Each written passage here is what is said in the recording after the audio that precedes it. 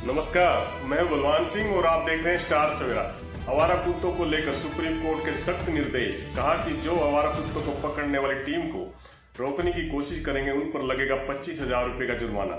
यदि कोई एनजीओ भी पकड़ने वाली टीम को रोकने की कोशिश करेगी तो उस पर भी 2 लाख रुपए का जुर्माना लगेगा। अब हर जगह नहीं डाल सकेंगे कुत्तों के लिए खाना। कोर्ट ने यह भी स्पष्ट और जोर देकर कहा, यदि कोई भी एनजीओ या व्यक्ति पब्लिक पैलेस पर खाना खिलाता है तो उसके खिलाफ होगी उचित कार्रवाई और साथ में लगेगा जुर्माना। और हाँ, यदि आप कुत्ते पालना ही चाहते हैं तो आवेदन करके लेनी होगी परमिशन। आम जनता को ये जानकारी पहुंचाने के लिए वीडियो को ज्यादा से ज्यादा शेयर करें और चैनल को सब्सक्राइब जरूर करें। बहुत बहुत धन्यवाद। नमस्कार, जय हिंद।